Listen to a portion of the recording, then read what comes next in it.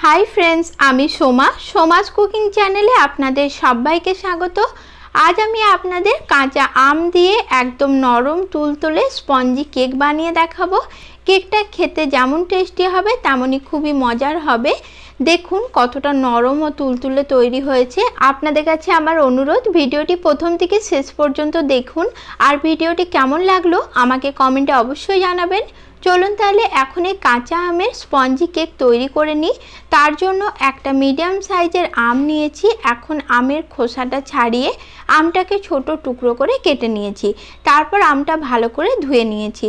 এখন এই আমটা আমি একটা মিক্সার জারের মধ্যে নিয়ে নিচ্ছি আর দিয়ে দিচ্ছি অল্প পরিমাণ একটু জল।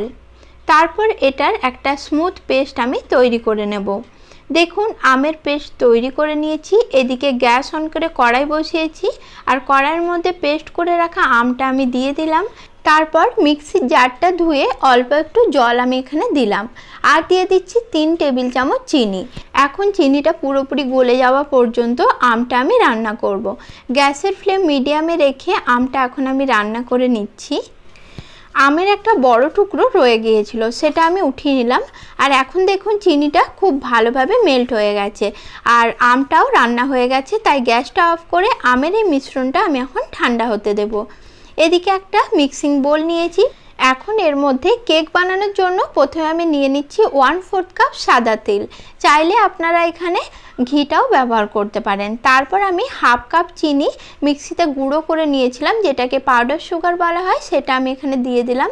এখন চিনির গুঁড়ো ও তেলটা খুব ভালোভাবে প্রথমে হ্যান্ড উইক্সের সাহায্যে মিক্স করে নিচ্ছি। যখন দুটো উপকরণ ভালো করে মিক্স করা হয়ে যাবে তখন এর মধ্যে আমের মিশ্রণটা আমি দিয়ে দিলাম। আমের মিশ্রণটা কিন্তু আমি প্রথমে ভালো করে ঠান্ডা করে নিয়েছি। এখন সব কিছুই খুব ভালো করে মিক্স করে নিচ্ছি। সব কিছু ভালো করে মিক্স করা হয়ে গেলে বাকি যে শুকনো উপকরণগুলো রয়েছে সেগুলো আমি এখানে একটু চেলে নেব। নিয়ে নিচ্ছি 1 কাপ ময়দা। ময়দাটা প্রথমে চেলে নিচ্ছি। ময়দাটা চালা হয়ে গেলে বাকি শুকনো উপকরণগুলো আমি এখানে নিয়ে নেব যার মধ্যে রয়েছে হাফ কাপ গুঁড়ো দুধ। এই গুঁড়ো দুধটা দিলে কেকের টেস্টটা কিন্তু খুবই ভালো আসবে।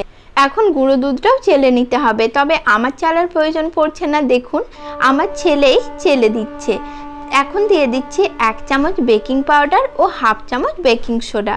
এখন সব কিছু আবারও ভালো করে চেলে নিচ্ছি। এখন সব কিছু ভালো করে মিশিয়ে নিচ্ছি।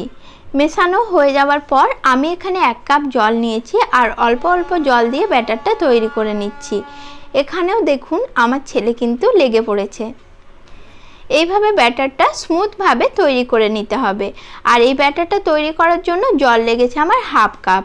1 কাপের মধ্যে হাফ কাপ জলে ব্যাটারটা আমার তৈরি হয়ে গেছে। এখন এখানে আমি 4-5 ফোঁটা মতো গ্রিন ফুড কালার অ্যাড করে দিলাম।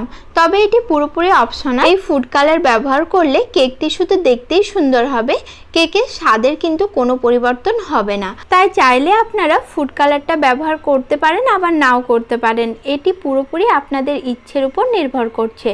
এখন দেখুন ব্যাটারটা আমার একদম তৈরি আর ব্যাটারটা দেখতে কতটা সুন্দর লাগছে। ব্যাটারের ঘনত্বটা ঠিক এরকমই হবে, খুব বেশি পাতলা করা যাবে না, তাহলে কিন্তু কেকটা ভালো করে ফুলবে না।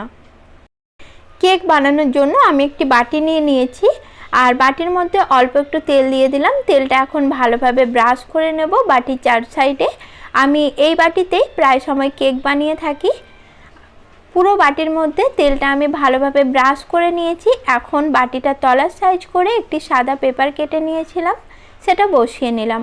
আপনারা চাইলে এখানে বাটার পেপারও নিতে পারেন। এখন এই পেপারটার ওপরেও আমি হালকা একটু তেল ব্রাশ করে নেব। এতে করে কেকটা খুব সহজেই কিন্তু বাটি থেকে বেরিয়ে আসবে।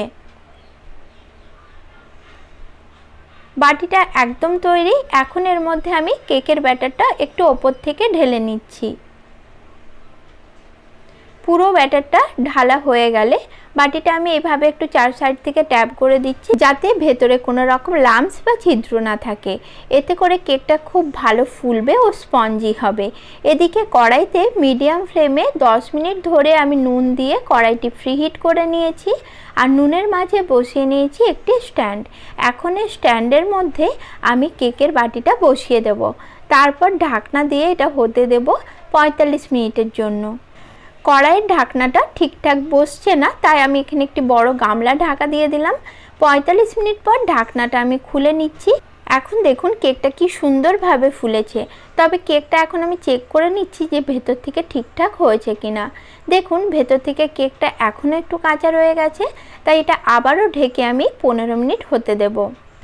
টোটাল 1 ঘন্টা পর ঢাকনাটা আমি খুলে নিলাম। এখন দেখুন কেকটা আমার একদম তৈরি। একটা কাঠি দিয়ে আমি চেক করে নিচ্ছি, কাঠিটা একদম ক্লিন বার হয়েছে। আর কেক বানানোর সময় প্রথম থেকে গ্যাসের ফ্লেমটা আমার একদম লোতেই রাখা ছিল। এখন কেকটা আমি পুরোপুরি ঠান্ডা করে নিয়েছি। এরপর একটা ছুরি দিয়ে বাটিটার 4 সাইডে এভাবে কেকটা আলগা করে নিচ্ছি, যাতে কেকটা বার করে নিতে সুবিধা হয়। দেখুন এইভাবে খুব সহজেই কেকটা কিন্তু বেরিয়ে আসবে। এখন কেকের তলা থেকে কাগজটা আমি সরিয়ে নিচ্ছি। এখন কেকটা আমি সোজা করে নিচ্ছি, তারপর কেটে আপনাদের দেখাচ্ছি যে কেকটা কতটা নরম তুলতুলে আর স্পঞ্জি হয়েছে। দেখুন, আশা করি দেখে আপনারা বুঝতে পারছেন।